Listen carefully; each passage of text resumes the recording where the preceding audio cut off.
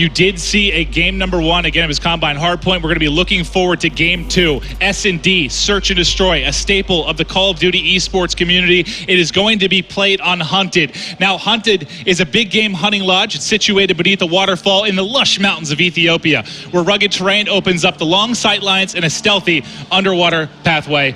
So we've seen some interesting stuff using the underwater pathway in this, and you're going to definitely see it in this match. I mean, players going cross-map, under the water, just jumping out onto the bomb site, able to surprise players planning or defusing. It's awesome to watch. You have to check so many areas. It's not going to be really predictable search and destroy. And I think, the bans and protects is going to be huge in this. What changes from game 1? That's beautiful water from there. The game mode? It's beautiful water. I mean, it looks great. You can probably swim. Great vacation town. Yeah, it's a hunting lodge. You wouldn't want a vacation there. But I'm going to get into the bans and protects voting here. See what Merc and Sensor do right off the rip. All right, time to get going. Now we are going to see, again, the M8 going to be banned. It's going to be Sensor taking it off the map here. And again, these players, I know we're just starting to go live here with our gameplay, but they've been feeling each other out here for a little bit of time. And then you're going to see Merc. He's going to protect Vision Pulse. So Vision Tell Pulse. me why. Because we saw a wild play with it pings earlier. the surrounding area and tags the location of all enemies within the range for a period of time. So we saw Tommy do some amazing things with that Gotaga. He's going to protect the Man of War for Buzzo. That's Buzzo's go-to gun. You're going to see Teep. He's going to ban the UAV. Doesn't want somebody on the opposing team to really just pick up some easy kills, get that streak right off the rip. So let's see what Flexi and Kiwi decide to do with their bans or protects. Yeah, it's a common EP missed their objective, making sure the UAV not going to be involved. But next up, Flex going to be taking out 6 cents. We've still got 3 bans and protects left. And you saw the work getting done with the Annihilator and Hardpoint. Yep. Think about how much more effective it would be in S&D. Right before Tommy could get to protect it, Kiwi removes it from the game. So that's actually really big. Tommy, he's going to protect Glitch, which we saw some amazing stuff out of Sensor earlier today. I mean, he made one of the craziest plays I've ever seen. Buzzo, he's going to remove C4 from the game. Now we're going to have that specialist draft. Maven, which specialist do you expect to see in this one? Honestly, we talked about Glitch, how amazing that has been. The plays that we've seen players able to come up with. I typically would say an S&D Annihilator, but we also obviously we saw that ban, so not going to really see that come to as much effect. Now, Rejack, I know we've talked about it a bit. Tell me why it's so popular, why I feel like that's going to be one we're going to be seeing in a lot of the game types. Oh, it's just a great ability to have. I mean, you're able to recover from death. That smoke area pops up, you're able to get out, and then you give yourself another chance at it. TP's going to go with the Psychosis. That could be defense or defense, right? You could throw it out on defense, get some shots, see the mini-map, and then you're able to pinpoint where that player is. Gotaga going with the Vision Pulse. I was just going to say, I would have been surprised if Tommy didn't go with Vision Pulse there, and that's a smart play by Tommy. We'll pick that one. Yeah, the Vision Pulse, I mean, we saw, was it Tommy, I think yesterday, or earlier today, actually made an amazing play with it, getting that vision, able to go huge. And then while we're loading into the game here, while they're editing their classes, kind of walk me through what Sensor did the other day with Glitch. It was one of the coolest things. I was screaming. It's S&D on Hunt, and he's in the middle of the map. He has the specialist ability. There's a player using Reaper coming around the corner, knows where Sensor is. Sensor glitches as he gets hit. He goes to a building where he previously was, and then the guy with Reaper, he just looked like he had no idea what happened. He came around the corner, and he looked, and he's like, he's not there. And Sensor was able to pick up the kill. I think it decided the map, so it's a huge play. It was perfect. You just saw the other, you could see Sensor's point of view, and the other player just like head on a swivel. He's like, where did he go? And the shots come in from behind. He gets cleaned up. I think it was like a 1v1 situation. Players were going nuts. It was such a crazy play. But you see how different the specialist draft and the bans and protects works from game mode to game mode. Oh, right? Yeah, I mean, in S&D, it's going to be completely different than what you would use in a respawn game mode. So it's just awesome to see that type of diversity in Call of Duty. And it's going to take a really good team leader, right? Somebody who does the study work on an opponent, knows what they like to use. And then it's going to create, players to be more versatile, right? I mean, if everyone knows you're going to be good with a gun, they're going to try and ban it right away. And then it comes to the point, well, do you want to waste one of your bans or protects on it? Yep. Is it worth it for your team? Absolutely. Or maybe you have another assault rifle that you're just as good at, or maybe you can switch over to an SMG because there's an assault rifle one of your teammates is better at. So for team play and just strategy, it just adds so much depth to the game. And just think back to Black Ops 2. We're talking S&D. Streaks that much more, well, I don't want to say that much more important, but the number of times you get them compared to a respawn make them that much more vital. You may only get one shot at using some of these things. Now that you have the specialist to go with it, there's so much of the, I think this baiting game, when are they going to use it? When is it up?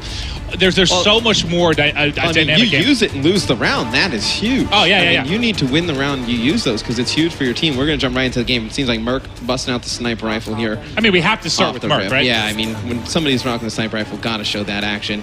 You see he's got reject, he's got a pistol sidearm.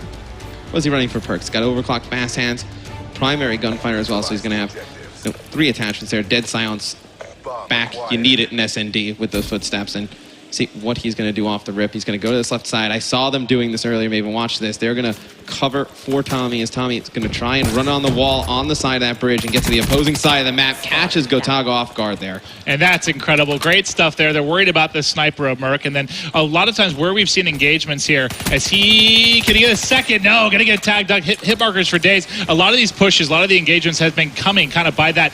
There's an area up here where Kivi was covering. He was covering the B bomb site. As we'll see, it's going to be Flex who would have forward here and push this, but everyone's rotating back. They know the bomb's here. Merc's set up. He's got the pistol out. You know, he's not in the best position because he had that sniper for this particular spot, but there it is. My. Merc Sorry, picks off Kivi with the sniper. We'll see you next round, pal. Yep, see you later, Kivi. It's going to be a 3v2, and he's going to get a hit marker with the sniper rifle. Now going to elect to push with that pistol. He's going to get taken out from behind, so it's going to be Buzzo, last one alive here for Team Kivi.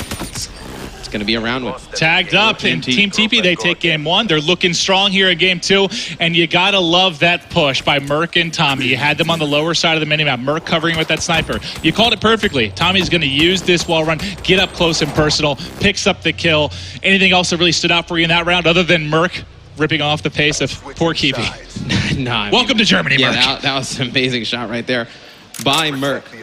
See Team TP going to get that first round. I'm going to jump over to the offensive side. Watching Gotaga here. I'm actually going to go to Kivi because he's going to be your bomb carrier. He's going to try and get aggressive on this B site. He's going to be tossing a grenade forward, able to get a hit marker, back him up. Let's see if he tries to get pushed forward and go for a quick plan here. Well, it's so dangerous to go towards this B site, right? Because if there's a player on the defensive and over at A, they can actually jump into that water, get cross map so fast, jump up right up and surprise you. See Tommy on the left-hand side with TP, going to gain some support fire, going to be able to take out Gotaga there, and you see the man of war in the hands of Flex, and he's going underwater, Maven. He's got that glitch to go as well. They've got the bomb planted. Can he make this sneaky play? He's going to get up here. You see it getting used. The hip fire coming in. It's going to be able to clean up the kill. That's all 4 down. That's going to be a defuse coming in, and it looks like he's actually going to leave it up to Tommy, I believe. Yep. Yeah, Tommy probably going to get... Oh, look how close he is. He actually gets his specialist going in the next round, so that is huge. So you see Flexi has it, Tommy has it as well. He drops it there for him. So do they use it to go up 3-0? Do they save it in case the other team makes a comeback? That's where the strategy comes in with the specialist abilities. All right, so we are 2 rounds in. You're seeing your round any kill cam here, getting ready to go into round 3. You see Team Teepee already out to a 2-0 advantage, I believe, just due to time. We're going to be playing this, I believe, first to 4. So yep. Halfway is Team Teepee. Let's go over. I'm going to start off with the bomb carrier. TP is 3-0. And he's got his psychosis. I think we stay on with TP and see if he likes to use it this round. This would be a good round to use it, right? They can go towards B. Maybe he throws it around this corner. Exactly what I was thinking. So now, see, he's going to see the shots come in at the B bomb site. That player is going to fall back, and it's going to look how passive that player has. He's terrified right now. Does it work as well as TP likes it to do? Sensor pops out at the perfect time, able to take him out. Going to go crossmat with Flexi. He's actually pretty weak, has that glitch ability, last one alive in a 1v3. I would not be surprised if he tries to use it this round, tries to clutch the situation. You know, you're already up 2-0. Maybe if he's able to get one. So he gets one. He's got the RC card. Does he elect to use it now, Maven? I'd like to see him try. He's in a 1v2. You're on the stream. Can you be Mr. Clutch? You're 4-0, but not in that gunfight. Can't control the spray. Gonna lose that one to Buzzo. Buzzo, I mean, he's been winning a majority of his one-on-one gunfights. You saw another reason why they're just absolutely dismantling Flex. They're able to get on the board here. And it just adds so many different, questions to your game, right? It's not only anymore, all right, which bomb site are we going? What class are we going to run? It's like, okay, now we have streaks. Now we have specialist abilities. It's like, well, when are we going to run them? Do you use them together? Do you use, a glitch to come out of the corner, then the Reaper ability, to throw those drones out there and really try and confuse the opposing team? All right, let's hop on with Doug Sensor Martin, voted most likely to be in a reality show in 2016. We'll see if he can come up with some big plays. You see he does have his specialist ready. Yeah, and it just seems like they're just trying to get a pick here. He's going to have one player cross map. Merc nice shots coming in from taken Sensor. Down by Sensor, though, but Merc was able to get to this round. It's going to be a 2v2. Flex and TP versus Sensor and Buzzo. See Teep going on that long flank. The RCR is out. See if he's able to pick one up. He's trying to get close, not able to do so. That RC guard goes for a whirl right there. It's going to be Flex, the only one alive as TP's taken out by Sensor. Now we saw Flex trying to attempt a 1v3 last round, able to narrow it down to 1 versus 2 before he lost that gunfight with Buzzo. Let's see if he can do it here. He's got Sensor and his arch nemesis Buzzo to deal with right now. Well, he didn't use his ability in the last situation. Does he use it now, or does he let the game potentially get to a 2-2? He's going to pick up one on bomb. Sensor right around the corner. Sensor able to win the gunfight. Going big right there for Team Kivi. It's going to be all tied up at 2 apiece. Yeah, and this is tied up 2-2 because Team Kivi winning those one-on-one gunfights when it comes down to, you saw Buzzo win one, you saw Sensor winning it here. Accurate shots coming in to close it out. They tie it up 2-2. So first to 4, Maven, right? Yep, first to 4. This would be a pivotal round for a team to win. You expect them to use, if they have a streak, if they have a specialist ability, this is where you think the round would come into play. Well, let's stay with Teepee then. He has it up. He's going to have the bomb.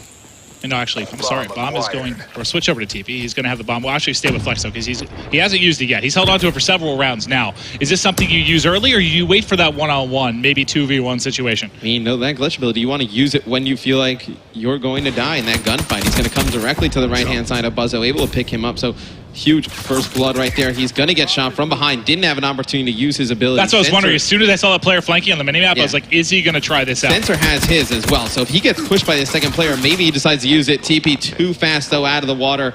That was such a great bait by Team TP. You see Merc. He's going to get taken out, uses that reject ability, come back to life. That is a huge play right there. Yeah, if he wins this 1v2 after the reject, that would be so sick. He's got the snipe. He's trying to push up. He has a player right to his left. Can he get the kill with the pistol? The hip fire not going to get it done. They'll be able to get the defuse. That's going to be Kivi on it.